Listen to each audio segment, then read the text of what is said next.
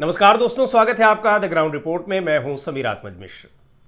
खाड़ी क्षेत्र में एक बार फिर ईरान और अमेरिका के बीच भीषण युद्ध के खतरे की आशंका दिखाई पड़ रही है। अमेरिका की ओर से कहा गया है कि उसके ईरान के सैन्य ठिकानों पर हमले किए गए हैं, दावा किया गया है। और उससे पहले की जो घटनाएं हुई है 2 दिन पहले, उससे ये पता लग रहा था कि ये लड़ाई अब फिर से शुरू होने वाली है। बावजूद इसके कि अमेरिका के राष्ट्रपति डोनाल्ड ट्रंप घिरे हुए हैं अपने देश में भी और बाहर भी, और वो इस कोशिश में लगे हैं कि कैसे भी किसी तरीके से ये लड़ाई खत्म हो जाए। लेकिन 2 दिन पहले ईरान के तेल टैंकरों पर अमेरिकी सेना ने हमला किया और उसके जवाब में ईरान ने ज़बरदस्त मिसाइलें दागी। इन मिसाइलों से जो अमेरिकी युद्धपोत थे उनको भीषण नुकसान पहुंचा है, बहुत बुरी तरीके से। वो वापस चले गए, लेकिन उसके बाद अमेरिका का फिर से ये दावा है कि ईरान के सैन्य ठिकानों पर हमले किए गए हैं। ईरान ने स्पष्ट किया है कि उसके सैन्य ठिकानों पर या उसकी नौकाओं पर या हॉर्मुज स्ट्रेट की ओर आ रहे किसी दूसरे जहाज़ पर जो ईरान की अनुमति से आने जाने की अनुमति इनको ईरान ने दे रखी है, उन पर किसी तरह का हमला होता है तो फिर वो इन हमलों का जवाब देगा। और 2 दिन पहले जो ये घटना हुई है, जब ईरान के तेल टैंकरों पर हमला किया गया जो हॉर्मुज स्ट्रेट की ओर बढ़ रहे थे, उनको रोकने की कोशिश की गई, तो फिर ये उसके जवाब में ये हमले किए गए मिसाइलों से, और बुरी तरीके से हमले किए गए, बिल्कुल वैसे ही जैसे ईरान पहले युद्ध के दौरान हमले कर रहा था। हालांकि हमलों के बाद फिर से पीछे हटी है अमेरिकी सेना, लेकिन ट्रंप दावा कर रहे हैं। दावा वो गजब तरीके का कर रहे हैं। एक बार वो कह रहे हैं कि हम ईरान के सैन्य ठिकानों पर हमले किए गए हैं क्योंकि उसने हमारे ऊपर मिसाइलें दागी हैं, लेकिन हम शांति वार्ता की ओर भी, एक शांति समझौते की ओर भी आगे बढ़ रहे हैं कि दोनों के बीच शांति समझौता हो जाए। और ये शांति समझौता एक अपने आखिरी पड़ाव की ओर जाता दिखाई पड़ रहा है। एक और महत्वपूर्ण बात उन्होंने कही कि ये छिटपुट घटनाएं हुई जरूर है, लेकिन युद्ध विराम लागू है। दरअसल युद्ध विराम तो 2 हफ्ते के लिए लागू किया गया था 8 अप्रैल को, लेकिन उसकी अवधि खत्म हो गई। पर खत्म होने से पहले तमाम धमकियों के बावजूद डोनाल्ड ट्रंप ने, यानी अमेरिका के राष्ट्रपति ने ही उसको अनिश्चित काल के लिए आगे बढ़ा दिया और एक तरफा बढ़ा दिया। ईरान से कोशिश की गई कि वो बातचीत की जाए, लेकिन ईरान ने साफ तौर पर मना कर दिया कि वो अपनी शर्तों पर बातचीत करेगा, और अगर उसकी शर्तों पर बातचीत करनी है तब तो ठीक है, अन्यथा हमारी कोई बातचीत नहीं होगी।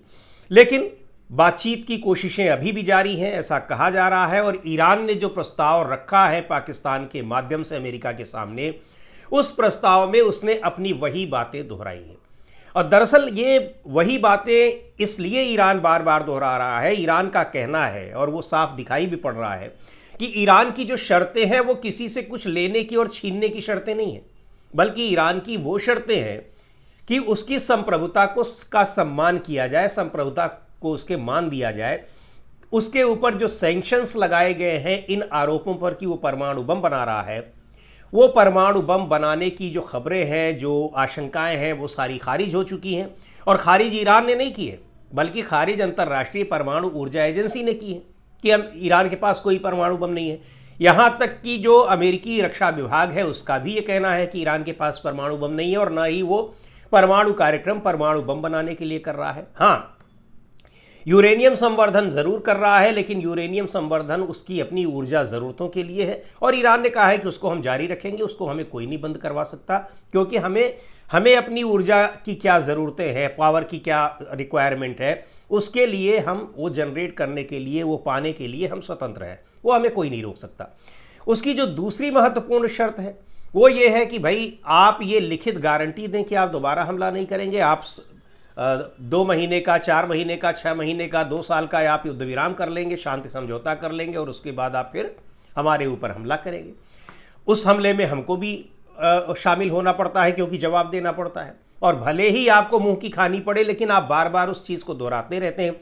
चूँकि अमेरिका का कोई बहुत नुकसान होता नहीं, अमेरिका ने सैन्य ठिकाने अपने यहाँ बनाए हुए हैं, आर्थिक और सैन्य नुकसान तो हो रहा है, लेकिन उसके अपने नागरिकों को उस तरह से नुकसान नहीं होता है, क्योंकि ये लड़ाई हज़ारों किलोमीटर दूर हो रही है। नुकसान होता है उन देशों को जिन्होंने अपने यहाँ अमेरिकी सैन्य ठिकाने बनवा रखे हैं, यानी खाड़ी के तमाम देश। और दूसरी बात यह है कि यहाँ इधर इजराइल को नुकसान होता है, जिसकी वजह से अमेरिका को हमला करना पड़ता है। तो साफ तौर पर ईरान का कहना है कि उसकी जो दूसरी शर्त है वो ये है कि आप लिखित गारंटी देंगे कि आप दोबारा हमारे ऊपर हमला नहीं करेंगे। और तीसरी जो शर्त है ईरान की, वो ये कहना है कि जो इन लड़ाइयों में, यानी पिछले साल जो 2 लड़ाइयां हुई थी प्लस अभी जो 40 दिन की लड़ाई हुई है, और बीच में पिछले साल जो एक 12 दिन की लड़ाई हुई थी और अभी 40 दिन की लड़ाई, और साथ में जो इस साल की शुरुआत में जनवरी में ईरान के भीतर जो एक विरोध प्रदर्शन हो रहे थे, और वो बताया जा रहा है और उसमें साफ साबित है कि वो अमेरिका और इजराइल ने उसको भड़का रखा था। इन विरोध प्रदर्शनों और इन युद्धों में जो उसका नुकसान हुआ है उसकी भरपाई की जाए। तो ईरान की ये 3 प्रमुख शर्तें हैं। अमेरिका चाहता है कि ईरान अपने परमाणु कार्यक्रम को बंद कर दे, तो ईरान का कहना है कि परमाणु कार्यक्रम उसका चल ही नहीं रहा है, यानी वो परमाणु बम बनाने की तो कोशिश में लगा ही नहीं है, ना उसके एजेंडे में। तो ये शर्त तो अमेरिका की कोई बहुत मायने नहीं रखती है, लेकिन उसकी ईरान की जो शर्तें हैं वो अमेरिका कितना मानता है, और अमेरिका मानता भी है तो इजराइल उसको कितना मानता है ये देखना भी महत्वपूर्ण होगा, क्योंकि ये साफ साबित हो गया है कि इजराइल और उनके प्रधानमंत्री बेंयामिन नेतन्याहू के दबाव में ही आकर डोनाल्ड ट्रंप ने ये लड़ाई की है। एक दूसरा जो महत्वपूर्ण डेवलपमेंट है वो ये है कि इजराइल ने भी समझौता किया है अमेरिका के कहने पर ही लेबनान के साथ कि वो लेबनान पर हमले नहीं करेगा, लेकिन इजराइल और डोनाल्ड ट्रंप ने कहा था कि वो इस युद्ध विराम की गारंटी ले रहे हैं, उसके बावजूद वो लगातार हमले लेबनान पर जारी रखे हुए, और ईरान कह चुका है कि लेबनान पर हमला हम ईरान पर ही हमला मानेंगे, यद्यपि वहाँ से हिजबुल्लाह उसका जवाब दे रहा है। लेकिन अगर इस ग्राउंड को के पर ईरान इजराइल पर हमले करता है तो ये युद्ध विराम का उल्लंघन नहीं होगा, क्योंकि युद्ध विराम का उल्लंघन सीधे सीधे कर रहा है इजराइल।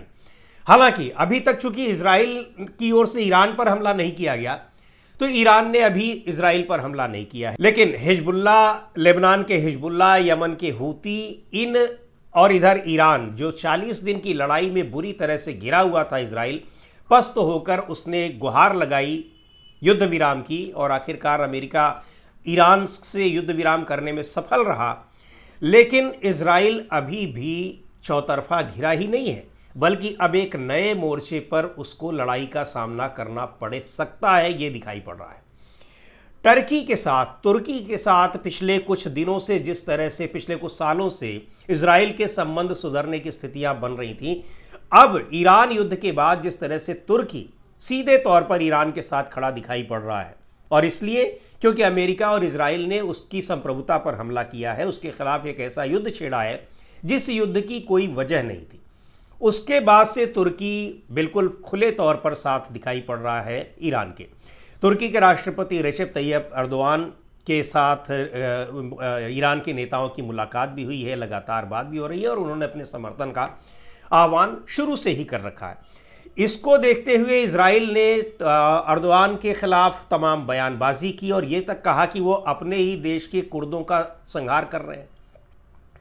जवाब में तुर्की की ओर से भी कहा गया है कि इजराइल ये बात कैसे कह सकता है, 70,000 से ज़्यादा फ़लस्तीनियों को मारने वाला देश किसी दूसरे देश के ऊपर ऐसे आरोप लगा रहा है। ये आरोप प्रत्यारोप के दौर तो चल रहे हैं, लेकिन साफ तौर पर तुर्की का ये कहना है कि ज़रूरत पड़ने पर, या ईरान को जब भी ज़रूरत पड़ी, वो जब कहेगा तो कभी भी हमला कर सकता है तुर्की इजराइल के ऊपर। यानी एक और फ्रंट पूरी तरीके से तैयार है इजराइल के खिलाफ, और इधर पूरा का पूरा जो पूरे पश्चिमी देश थे वो उसके विरोध में ही दिखाई पड़ रहे हैं। नेटो जिसके बल पर वो इतना कूदा करता था वो पूरा किनारा कर लिया है। एकमात्र देश अमेरिका अभी तक उसके साथ खड़ा हुआ दिखाई पड़ रहा था। अमेरिका की भी स्थिति अब इतनी पस्त हो चुकी है। अमेरिका के राष्ट्रपति डोनाल्ड ट्रंप ईरान के खिलाफ लड़ाई में इतना घिरे हुए हैं अपने देश में कि वो इस लड़ाई को आगे बढ़ाने की स्थिति में दिखाई नहीं पड़ रहे हैं। ऐसी स्थिति में अगर इजराइल के खिलाफ एक और फ्रंट, वो भी तुर्की जैसे देश का, खुल जाता है तो फिर इजराइल कहाँ का क्या होगा ये साफ समझ में आ रहा है। लेकिन इजराइल अपनी गतिविधियों को अभी भी रोके नहीं है। हाँ, इजराइल में भी इस लड़ाई के खिलाफ, और जिस तरह से नेतन्याहू ने पूरे देश को संकट में डाल रखा है, क्योंकि 28 फरवरी के बाद से वहाँ पर जो स्थितियाँ हैं, लोग भय के साए में जी रहे हैं। लगातार 40 दिन तक जब तक लड़ाई चली तब तक तो लोग बंकरों में ही पनाह लिए हुए थे। हालांकि उसके बाद कुछ वहाँ पर ज़रूर थोड़ी सी लोगों में ने राहत महसूस की है, लेकिन लेबनान के साथ जिस तरह से इजराइल की लड़ाई अभी तक जारी है, उसको देखते हुए लग रहा है कि इजराइल के आम नागरिक अभी भी उसी खौफ में जी रहे हैं। अब टर्की भी अगर एक फ्रंट खोल देता है तो क्या होगा, लेकिन इधर अमेरिका जिस तरह से दोनों रास्तों पर चल रहा है पैरेलल, एक तरफ वो धमकी भी दे रहा है, एक तरफ वो षड्यंत्र भी कर रहा है और दूसरी ओर शांति वार्ता की कोशिशें भी कर रहा है, उसको देखते हुए ईरान बिल्कुल सतर्क है। और ईरान ने साफ कहा ही नहीं है बल्कि कई बार ये करके दिखाया है कि आप अगर हमला करने की कोशिश करेंगे तो ऐसा जवाब आपको मिलेगा कि आप याद रखेंगे। वही फिर हुआ कि युद्ध विराम के बावजूद जब ईरान के तेल टैंकरों की रोकने की कोशिश हुई तो ज़बरदस्त मिसाइलों से बमबारी की गई और आखिरकार फिर अमेरिका को अपने हाथ पीछे करने पड़े, अपनी सेनाओं को पीछे करना पड़ा। पर आशंका अभी इस इलाके में जो लड़ाई की दोबारा युद्ध छिड़ने की बनी हुई है वो और मजबूती से बनती चली जा रही है, वो कम होती नहीं दिखाई पड़ रही, यानी युद्ध खत्म होने के आसार बहुत कम नजर आ रहे हैं। आज की वीडियो में इतना ही। अगले वीडियो में फिर मिलेंगे एक नए विषय के साथ, एक नए मुद्दे के साथ। द ग्राउंड रिपोर्ट के यूट्यूब चैनल को आपने अब तक सब्सक्राइब न किया हो तो ज़रूर कर लें। हमारे वीडियोस को लाइक करें, शेयर करें और अपने सुझाव भी हमें ज़रूर दें। एक और अपील आपसे है कि जब आप हमारे वीडियो को देखने के बाद उसको लाइक करते हैं तो एक ऑप्शन उसमें और आता है हाइप का ऑप्शन ये आता है कि आप उसको अगर क्लिक कर देंगे तो ये वीडियो आप तमाम और लोगों तक पहुंचा सकेंगे।